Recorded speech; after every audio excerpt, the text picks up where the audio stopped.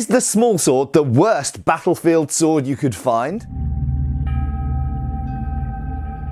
Hi folks, Matt Easton here, Schola Gladiatoria and Easton Antique Arms. Now I've seen a few people recently in a discussion about small swords, spadrones, back swords, basket hilted swords, so swords of the essentially 18th and early 19th centuries, but you could also push that back a bit into the 17th century as well, saying that the small sword was just about the worst possible battlefield sword that someone could choose to carry, assuming they have any choice in the matter.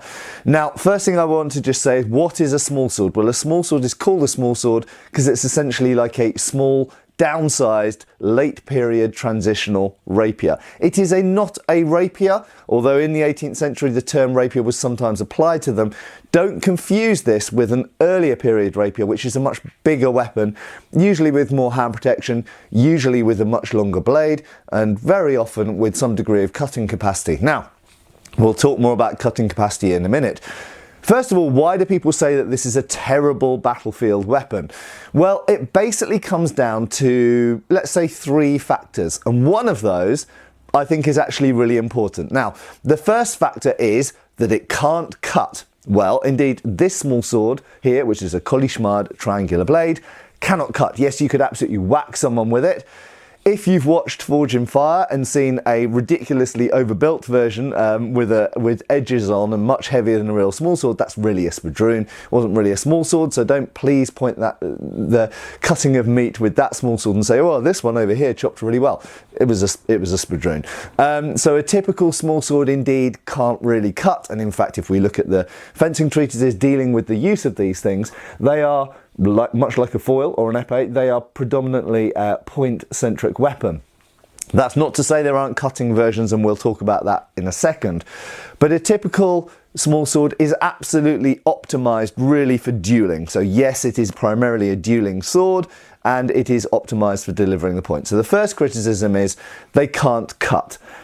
That's kind of true. However, what I would say as a riposte to that is that a problem on the battlefield? Let's look at another weapon over here which also can't cut.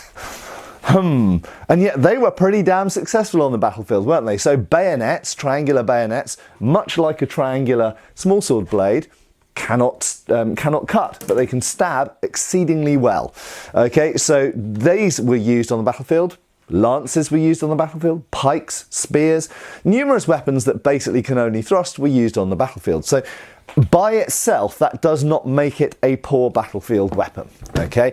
And absolutely bear in mind, and we'll talk a little bit more about this in a second, bear in mind that this is really an officer's weapon on the battlefield in the end of the 17th through the 18th and into the beginning of the 19th century.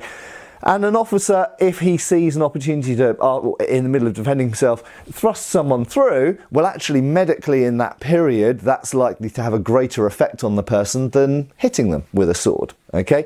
Now, secondly, let's talk about some small swords which can cut.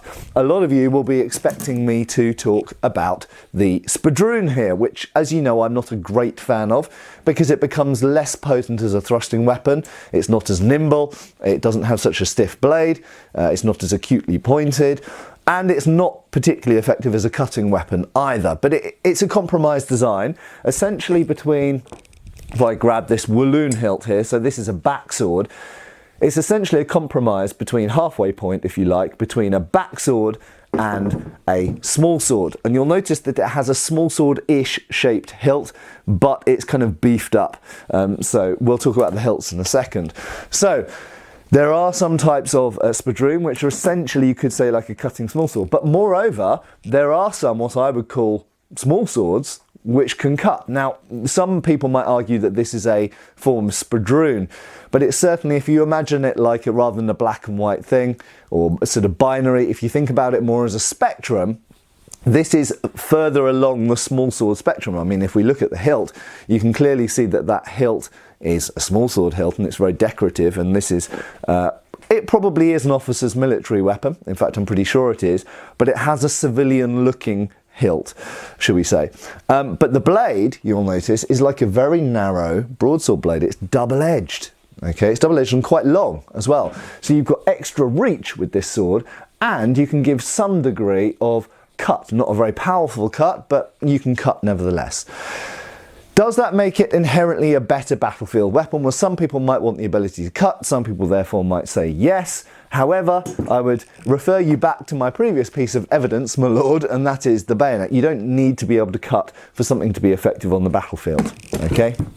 So, the next criticism which is railed against the small sword is the lack of hand protection. Well, indeed, it does have less hand protection than, say, a Walloon hilt of a similar period. And it certainly has less hand protection than, for example, a basket-hilted sword, as used by the Highlanders at Culloden, for example.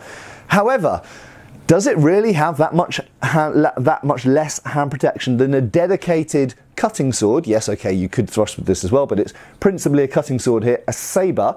Okay, does the small sword really have less hand protection? If anything, you could argue that it has more hand protection. Yes, the knuckle bow is not as strong, that's absolutely true, we'll talk about that issue in a second. However, it has a double shell guard. Now what's funny is you actually find some Napoleonic era sabres like this, which have a shell guard added to give a bit more lateral sideways protection, a bit like side rings on earlier late medieval and early Renaissance swords. So, you know, I wouldn't say overall it has a hugely less amount of hand protection, and even more so when you consider how the small sword's used. So the small sword is not being used like this, like a sabre, it's being used held at arm's length, point forward. So actually your hand is protected by virtue of the fact that your weapon is in front of your hand, and you've got that double discard there. Yes, okay, they're often not very robustly made, but now if we look at the slightly more militarised small sword, it is a beefier, thicker, stronger hilt, and you do find ones that are steel and that are even stronger than this. And of course it ends up with the Spadrone hilt, which is fairly strong, and really if you compare the Spadrone hilt with the sabre hilt, I don't think that that is inherently less hand protection than that.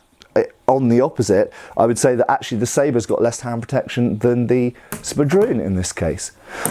So those are the first two criticisms that are railed against the small sword. Number one, it can't cut. Well, I say, is that actually important? Possibly not. It's got less hand protection. Well, does it actually? Well, compared to other swords of the era, it's got less than some of them, and it's possibly got slightly more than some of them. So it's not especially bad hand protection. But the third criticism is one that I can't so easily ignore, and that is one of robustness. Now, why is that important? Well, quite simply, battlefield weapons need to be robust, even if it's an officer's weapon. Now, if we look at the 19th century, by which time, as you know, because I usually show them on this channel, sabres had pretty much taken over as the officer's weapon. Even in that era, if we look at the Crimean War, the Indian Mutiny, whatever, Sudan campaigns, we find records of swords breaking, cavalry sabres and infantry officers' sabres as well. So they broke, and they are very much more robust swords than this small sword is. Now, bear in mind that an officer with a sword isn't usually, it did happen and there are records of it, but isn't usually going to be fighting another officer with a sword.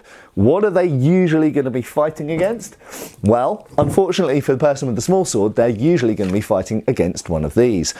So they're predominantly, if they do fight in hand-to-hand combat, they're going to have to be defending themselves from a big old sort of 8-pound lump of iron and wood coming in their direction with a very stiff pointy blade on the end of it with more reach.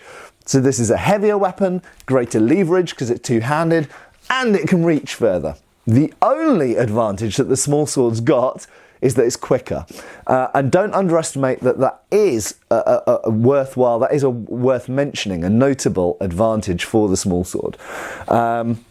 If you can defend, and you defend with the strong of your blade, in other words, the base of the blade here, where the kulishmad is broad, if you defend, you can riposte pretty damn quickly. And remember also that the person with the rifle or musket, their hands and arms are exposed. So you can thrust them in the hands, you can thrust them in the arms, and you have a spare hand. And in fact, if we look at all of the techniques for opposing someone who's got a rifle or musket with a bayonet attached, the basic rule is you defend the thing as quick as you can, of course, and then close in, grabbing that musket, bam, bam, bam, and when you're at point blank range, you can shank them to death. So this is a quick weapon, and you have a spare hand for grabbing.